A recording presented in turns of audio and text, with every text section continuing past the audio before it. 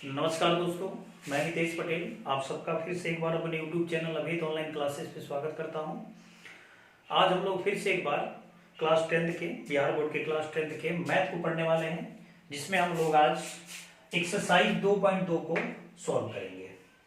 इस एक्सरसाइज 2.2 का जो पहला क्वेश्चन है कि निम्न द्विघात बहुपदों के शून्य ज्ञात कीजिए। पहले तो शून्य निकालना है और शून्यकों तथा गुणांकों के बीच संबंध की सत्यता की जांच कीजिए। मतलब शून्य निकाल के उसको जांच भी करना है कि जो शून्य निकला हुआ है वो सही है कि गलत है, ये सत्यता की जांच भी कर लेना है। इसमें अगर पहले वाले क्वेश्चन में बात की जाए तो 6 क्वेश्चन दिया हुआ है। मैं इसमें से पहला क्वेश्चन यहाँ पर लिया हुआ है, तो पहले क्वेश्चन को बनाते हैं, उसके बाद देखते हैं ये कैसे बनता है। पहले हम लोग क्या कर लेते हैं, इसका शून्य निकाल लेते हैं, उसके बाद सत्यता की जांच करेंगे। अब शून्य निकलेगा कैसे, तो शून्य निकालने के लिए बताया गया था कि अगर कोई भी कोई भी अगर बहुपद होगा तो शून्य का मतलब है कि जिसमें उसमें जो चर राशि है वो चर राशि का कौन सा ऐसा मान होगा जिसको उसमें रखने के बाद उसका पूरा का पूरा रिजल्ट शून्य हो जाएगा, वही मान उसका शून्य कहलाएगा। अगर हम इस सवाल की बात करें x² - 2x - 8, तो इसमें x का मान कौन कौन सा संभव हो पाएगा ताकि इसका मान 0 हो जाए, वही मान इसका शून्य होगा। तो अगर इसको हम बनाए तो यहां ये कर लेंगे एक हल में कि x² - 2x - 8 = 0 होगा यदि, मतलब इतना का मान 0 होगा यदि अगर हम सॉल्व करते जाते हैं जो x का मान निकलेगा वही x का मान संभव हो पाएगा जब इसमें उसको रखने के बाद इसका मान क्या हो जाए, 0 हो जाए। इसलिए मैंने ऐसे लिखा हुआ है। अब इसको हम क्या करेंगे, सॉल्व करेंगे। तो इसको सॉल्व करने का वही फैक्टर विधि से इस्तेमाल करेंगे। ये हो जाएगा x² - 4x + 2x - 8 = 0। ये हो जाएगा, इसमें से अगर कॉमन निकाले, इसमें से कॉमन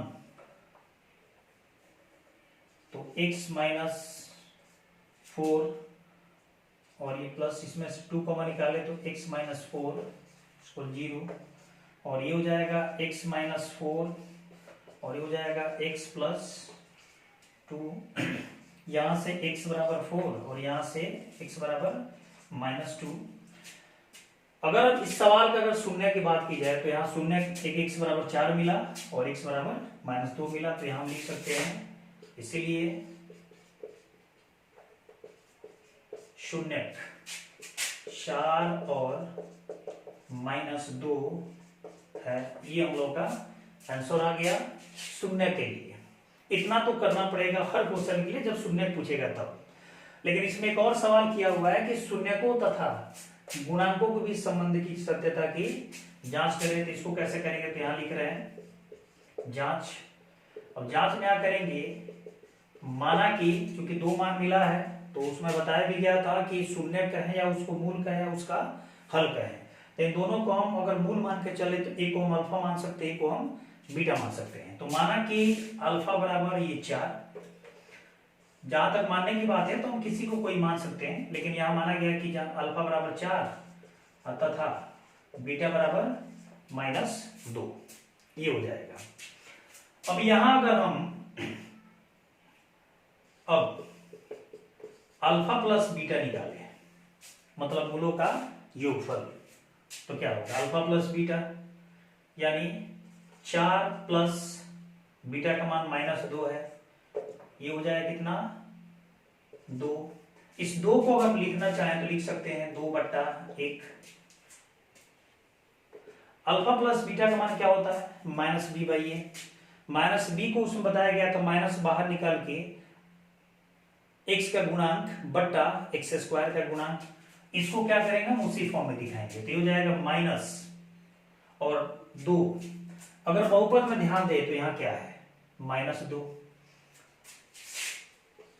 इस 2 को हम ऐसे भी लिख सकते हैं बट्टा 1।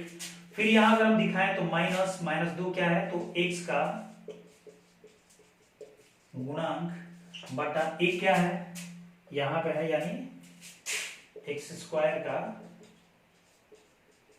गुणांक। इस तरह से हम क्या कर सकते हैं, अल्फा प्लस बीटा के द्वारा इसको जांच कर सकते हैं।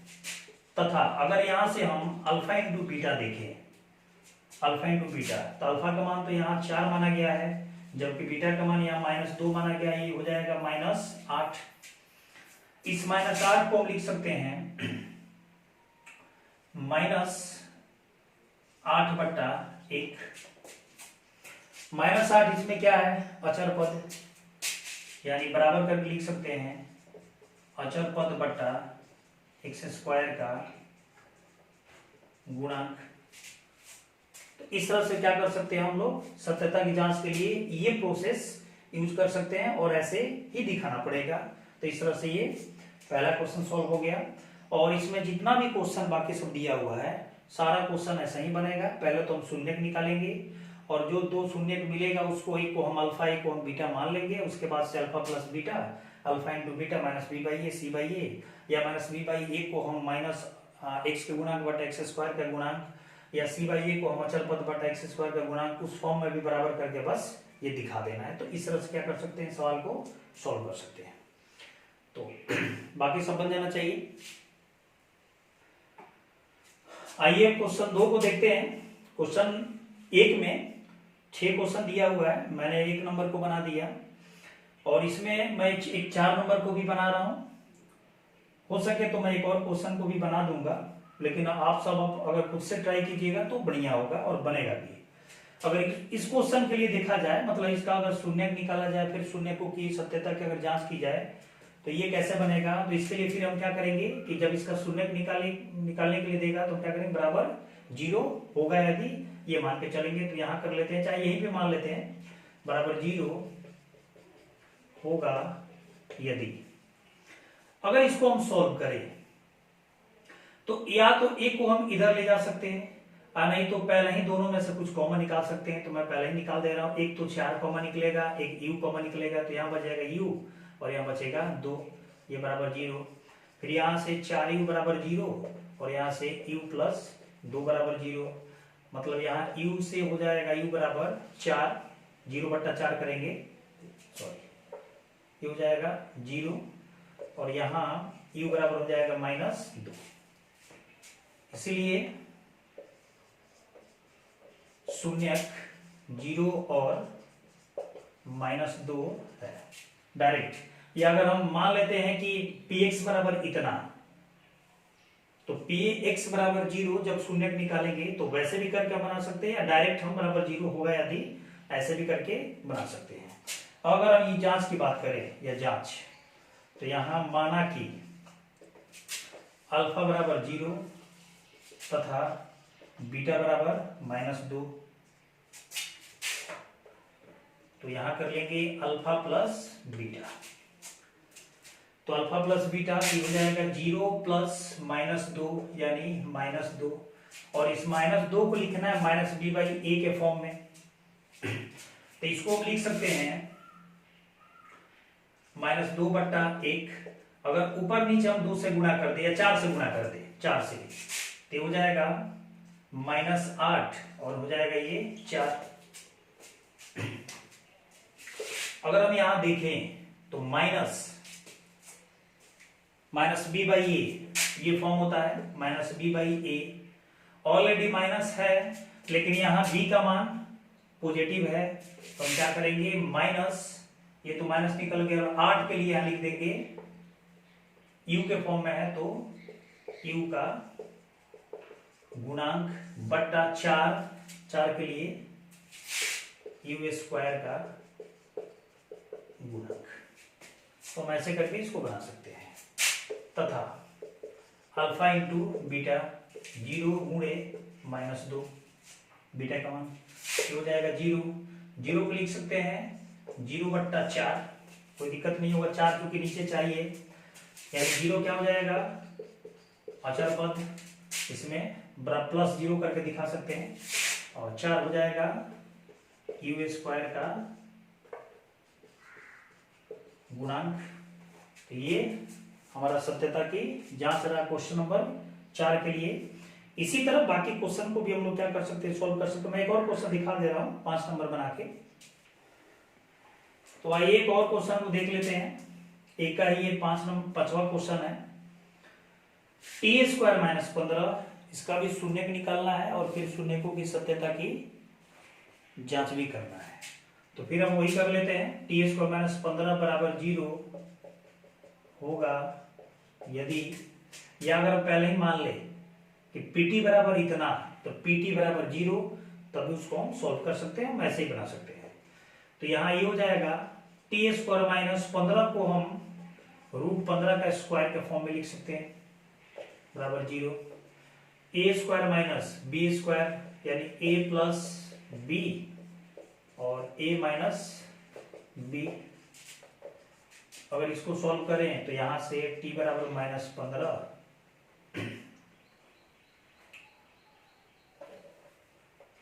t प्लस √15 बराबर 0, यहाँ से t माइनस √15 बराबर 0, फिर यहाँ से t बराबर -√15 और यहाँ से t बराबर +√15, इसीलिए शून्यक -√15 तथा +√15 है। ये तो अभी शून्यक निकला। अगर हम इसकी जांच करें, तो माना कि अल्फा बराबर, की बार अल्फा इसको मान लेते हैं प्लस में, पहले प्लस में लिखने में आसानी होगी, √15 तथा बीटा बराबर -√15।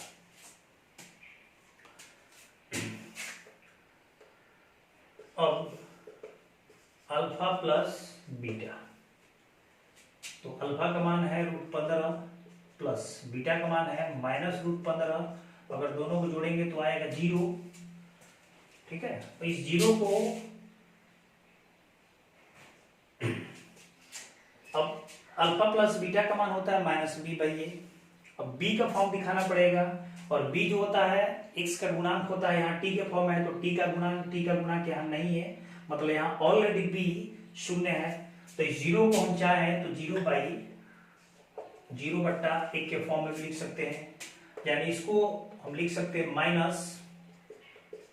-t का गुणांक बटा t स्क्वायर का गुणांक, हम इस तरह से कर सकते हैं, क्योंकि ऑलरेडी यहाँ पे t जो ax² plus bx plus c का जो फॉर्म होता है, उसमें जो b होता है जो x का गुणांक होता है, इसमें alpha plus beta -b/a -b, मतलब b जो है t का गुणांक होना चाहिए, क्योंकि t वाला पद इसमें ऑलरेडी 0 है। तो इस तरह से हम क्या कर सकते हैं, इसको दिखा सकते हैं, तथा अल्फा इंटू बीटा मतलब √15 गुणे -√15, अगर गुणा करें तो हो जाएगा -15।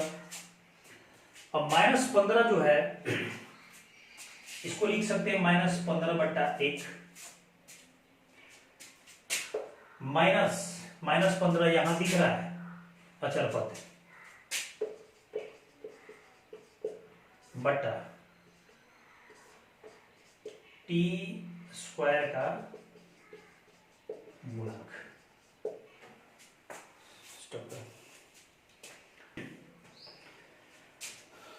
अब अगला क्वेश्चन देखा जाए। क्वेश्चन नंबर 2 में ये कह रहा है कि एक द्विघात बहुपद ज्ञात कीजिए। एक तो ये निकलना है द्विघात बहुपद, इसमें जिसके शून्यकों के योग का मतलब है अल्फा प्लस बीटा, तथा गुणनफल यानी अल्फा इंटू बीटा क्रमशः दी गई संख्याएं हैं। मतलब क्वेश्चन नंबर 2 में 6 क्वेश्चन इसमें भी दिया हुआ है, और 6 क्वेश्चन में मैंने पहला क्वेश्चन यहाँ पर लिया हुआ है, और क्वेश्चन में ये पूछ रहा है कि जो ये मूल का जोगफल और मूलों का जो गुणनफल दिया हुआ है, इसके प्रयोग से हम ये द्विघात बहुपद कैसे बनाएंगे, ये पूछा हुआ है। तो ये जो 1/4 -1 है, ये क्या चीज दिया हुआ, पहले इसको समझ लेते हैं।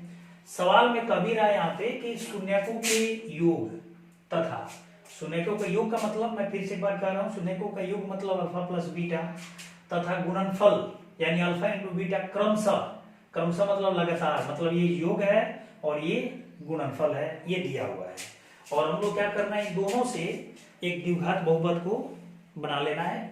इसके लिए मैंने एक फॉर्मूला भी बताया हुआ था कि x² alpha plus beta into x plus alpha into beta, जो पिछला वीडियो बना हुआ था पोलिनोमियल का, उस फॉर्मूला के माध्यम से उसमें बताया गया था कि डायरेक्ट हम द्विघात बहुपद बना सकते हैं। कब? जब शून्य को का योग और उसका गुणनफल दिया हो तब। तो यहाँ ऑलरेडी दिया हुआ है, ये सवाल है। अगर इस सवाल के माध्यम से अगर द्विघात बहुपद बनाया जाए तो कैसे बनाएंगे?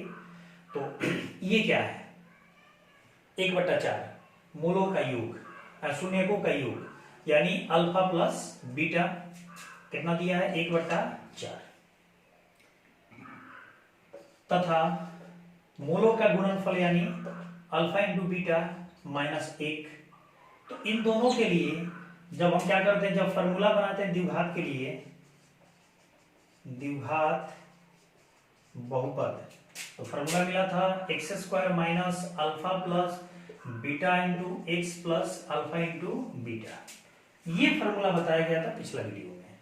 अब क्या करना है कि बस इसमें जहां जहां ये मान है वहां रख देना। जैसे x² minus alpha plus beta का मान है 1/4, x है तो x हम गुणा कर देते हैं, प्लस अल्फा इंटू बीटा, लेकिन अल्फा इंटू बीटा का मान -1 है तो यहाँ माइनस से गुणा करके इसको ऐसे कर देते हैं। अब ये चीज मैंने उस समय बताया भी था कि यहाँ पे x² लिया गया है, हम चाहें तो x के जगह पे y भी ले सकते हैं, कुछ और भी अलग चर राशि का हम लोग इस्तेमाल कर सकते हैं, लेकिन ज्यादातर x का इस्तेमाल होता है, इसलिए मैंने फॉर्मूला जो दिया हुआ था उसमें x को ही बताया हुआ था, तो यहाँ पर मैंने x ही लिया हुआ है।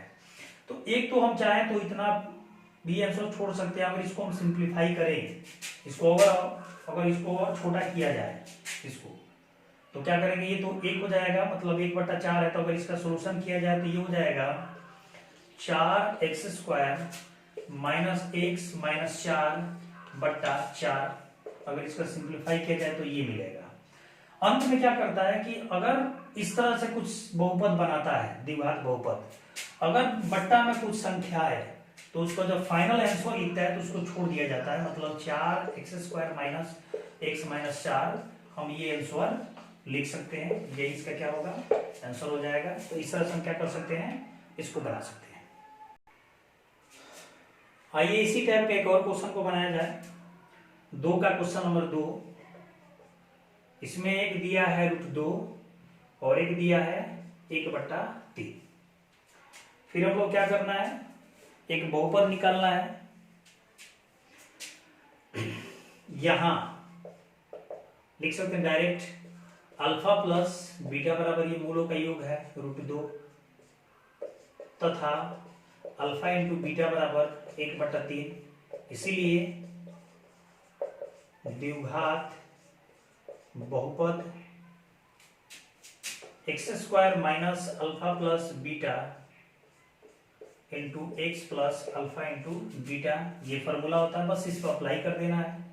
x² minus alpha plus beta का मान √2 इंटू एक्स है तो x plus alpha into beta का मान 1/3। अगर इसको सिंप्लीफाई किया जाए तो हो जाएगा 3x² माइनस √2x प्लस 1/3, तो उसको लिख नहीं रहे, ये इसका फाइनल आंसर हो जाएगा।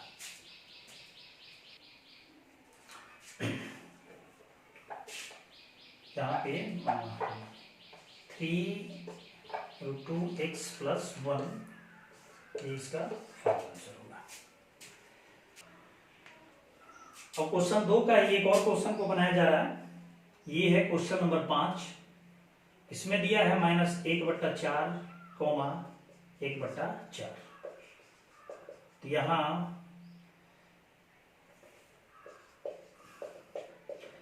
अल्फा प्लस बीटा बराबर -1/4 तथा अल्फा इंटू बीटा बराबर 1/4। इसीलिए द्विघात बहुपद बराबर x² minus alpha plus beta into x plus alpha into beta, ये फॉर्मूला होगा। अब यहाँ अप्लाई किया जाए तो x² minus alpha plus beta कितना है, -1/4 x plus alpha into beta 1/4। तो ये तो हो जाएगा x² minus minus plus 1/4 x plus 1/4। अगर इसको सिंप्लीफाई किया जाए तो नीचे तो हो जाएगा 4, यानी हो जाएगा 4x² प्लस x प्लस 1 ये हमारा फाइनल आंसर होगा। तो इस तरह से हम क्या कर सकते हैं, बाकी जितने भी और भी सवाल हैं, जैसे कि क्वेश्चन इसमें 2 ही क्वेश्चन दिया था, पहले वाले क्वेश्चन में 6 क्वेश्चन था, उसमें से मैं 3 क्वेश्चन को बना दिया, और जो क्वेश्चन नंबर 2 है इसमें भी 6 क्वेश्चन है, इसमें मैं 3 क्वेश्चन को बना दिया, और 3 क्वेश्चन सब में बच रहा है। आप लोग इसको ट्राई करके डायरेक्ट फॉर्मूला का इस्तेमाल करके हम लोग इसको सॉल्व कर सकते हैं। हालांकि बनाने का और भी तरीका होता है, -b/a या c/a करके बना सकते हैं, लेकिन ये विधि सबसे आसान है और इसके जरिए हम क्या कर सकते हैं, सवाल को सॉल्व कर सकते हैं। ठीक है ना।